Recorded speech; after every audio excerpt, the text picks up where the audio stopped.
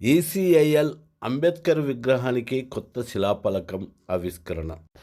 ఈ శిలాఫలకం ఆవిష్కరణకు చొరవ తీసుకున్నవారు లయన్స్ క్లబ్ శ్రీదేవి గారు, ECIL retirement employee Vijay sir గారు తీసుకున్న ఈ చొరవకు అంబేద్కరిస్టులు వారిద్దరికి ధన్యవాదాలు తెలుపుతూ వారి సేవలను కొనియాడుతున్నారు. ఈ విగ్రహాన్ని ఇక్కడ స్థాపించుకుంటే అప్పటి నుంచి నిర్విరామంగా జరుగుతున్నటువంటి ఎలాంటి కార్యక్రమాలైనా కానీ బాబాసాహెబ్ అంబేద్కర్ స్ఫూర్తితో ఈసీఐఎల్లో కానివ్వండి, ఎన్ఎఫ్సీలో కానివ్వండి, ఈ సరౌండింగ్స్ అందరూ కూడా వచ్చేటప్పుడు వెళ్ళేటప్పుడు ఆయన చూసి గుర్తు చేసుకొని ఆయన చేసుకున్న సేవలు కానివ్వండి, ఆయన యొక్క త్యాగాలను గుర్తు చేసుకొని మనం ముందుకెళ్లే విధంగా ప్రతి ఒక్క రోజు కూడా రీసెంట్గా దాదాపుగా 6 months అయి ఉండొచ్చు ఆ యొక్క శిలాఫలకం ఏదైతే ఉందో ఇక్కడ ఆ శిలాఫలకం అది యొక్క కింద పడిపోయి పగిలిపోవడం జరిగింది. ఆ రోజు నుంచి మళ్ళీ కొత్తది పెట్టాలి అని చెప్పేసి మనము ఆల్ ఇండియా ఈఆర్పిఎస్ తరఫున మనం చాలా ప్రయత్నాలు చేయడం జరిగింది. జిహెచ్ఎంసీకి లెటర్ రాయడం జరిగింది. ఏదైతే ఈ సర్కిల్ ఉందో ఈ సర్కిల్ని కూడా మంచిగా నీట్గా బ్యూటిఫికేషన్, సర్కిల్ కట్టినప్పుడు ఈ సర్కిలే చాలా పెద్దగా ఉండేది.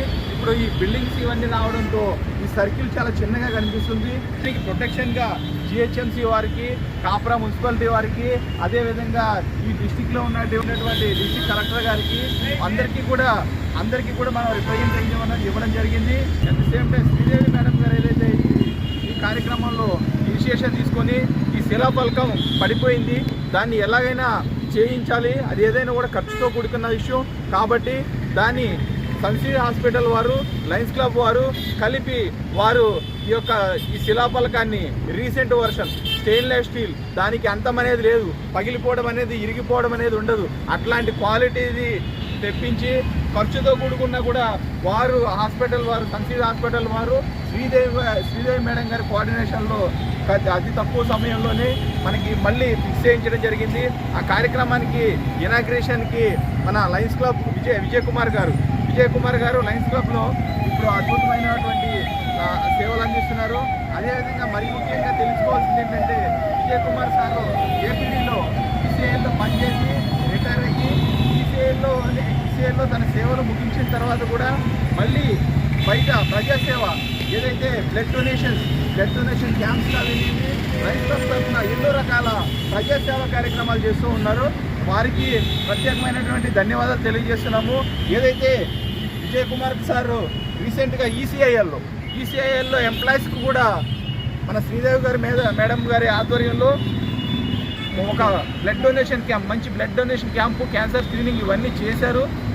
వారికి మా రిక్వెస్ట్ ఏంటంటే మా రిటైర్ ఎంప్లాయీస్ అడిగారు సార్, రిటైర్ ఎంప్లాయీస్ కూడా మళ్ళీ ఒక క్యాంప్ ప్లాన్ చేసి రిటైర్ ఎంప్లాయీస్ ఎవరైతే ఉన్నారో వాళ్ళందరినీ మేము మొబిలైజ్ చేస్తాము. ఏదైనా ఒకసారి మళ్ళీ ప్లాన్ చేసేటట్టు మీరు, ఎందుకంటే నాగేశ్వరరావు గారు అదేవిధంగా ప్రభుదాస్ గారు ఎల్లవేళలా కృషి చేస్తూ ఈ యొక్క ఇనాగ్రేషన్ కార్యక్రమానికి ఇచ్చేసినటువంటి మన ముఖ్య అతిథి విజయ్ కుమార్ గారికి, అదేవిధంగా ఈ కార్యక్రమం మొత్తానికి ఈ యొక్క ఇనాగ్రేషన్కి ముఖ్య పాత్ర వహిస్తున్నటువంటి మన శ్రీదేవి మేడం గారికి అందరికీ ప్రత్యేకమైనటువంటి ధన్యవాదాలు తెలియజేసుకుంటూ మన వీరిద్దరూ కలిపి మేడం గారు మరియు అదేవిధంగా విజయ్ కుమార్ సారు ఇద్దరు కలిపి ఈ యొక్క కార్యక్రమానికి ఇనాగ్రేషన్ చేయవలసిందిగా కట్ చేసినాక మాట్లాడి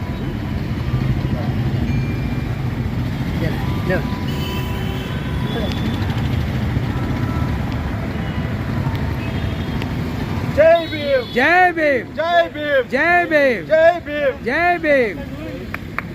థ్యాంక్ యూ సార్.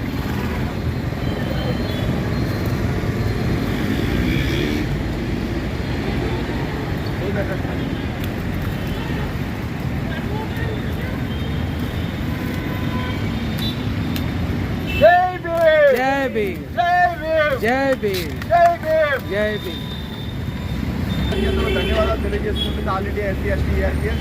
ఈ సందర్భాన్ని ఉద్దేశించి మన శ్రీదేవి మేడం గారు, విజయ్ కుమార్ సార్ ఈ సందర్భాన్ని ఉద్దేశించి కొంచెం ఒక 2 నిమిషాలు మాట్లాడవచ్చు.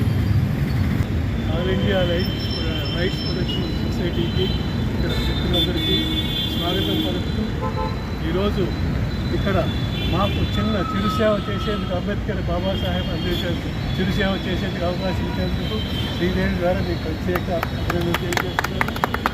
ముందు ఈ ప్రాంతం అంతా ఒక మంచి సుందరంగా డెవలప్ చేసుకోవాలి. మనం ఆయనకి తగ్గట్టు, ఆయన పేరుకి తగ్గట్టు దీన్ని అభివృద్ధి చేయాలి. అట్లాగే ఇక్కడ ఒక నోటీస్ బోర్డు కూడా పెట్టాలి ఇక్కడ దీన్ని ప్రొటెక్ట్ చేయడానికి వీలుగా.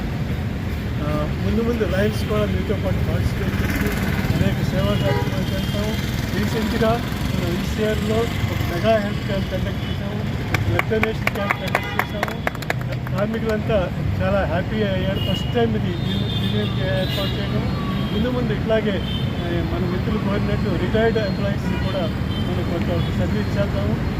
ఈ ఏరియాలో మీకు సెలెక్ట్ చేసుకున్న తర్వాత నేను శ్రీదేవి మీకు డెడికేట్ చేస్తున్నాను. ఇక మేము ఆమె అనుకుంటాం తప్పనిసరిగా. అలాగే ఈ సమయంలో అంబేద్కర్ గారు తలుచుకోవాలి. మహా మేధావి, మహా విజ్ఞానవేత్త, ఎంతో సంఘ సంస్కర్త, ఎన్నో ఊహించి ఆయన దేశం కోసం అంకితమయ్యారు. అందుకే ఆయనకి భారతరత్నాన్ని టైటిల్ ఇచ్చారు. అట్లాగే మనం ఎప్పుడూ ఆయన గుర్తుంచుకోవాలి. ఆయన జీవితాన్ని ఒక విద్యా పాఠాంశంగా పెట్టాలని కోరుకుంటున్నాను. ఎప్పుడు నేను కూడా వీలైనంత వరకు ఆయన బోధనల్ని, ఆయన ఆశయాల్ని ముందుకు తీసుకెళ్ళడానికి ప్రయత్నిస్తాను. Thank you very much. Thank you sir. అదేవిధంగా మన శ్రీదేవి మేడం గారు కూడా ఈ సందర్భంగా మాట్లాడవచ్చు. ఈ అంబేద్కర్ స్టాచ్యూ అంటే మా నాన్నగారికి చాలా ఇష్టం. సో ఇది నాకు ఎందుకో అంకుల్ వాళ్ళు పిలిచి ఇది చూసినప్పుడు నాకు ఇదంతా పాడుపడినట్టు ఉండడం అయితే నాకు నచ్చలేదు. ఆ రోజే చెప్పాను, పొలిటికల్ లీడర్స్ అని వాళ్ళని వీళ్ళని వాళ్ళు చేయకపోయినా మనం అందరం కలిసి చేసుకుందామని ఆ రోజు అన్నాను. అలాగే ఇప్పటికైతే ఈ శిలాబలతో చేయించుకున్నాను.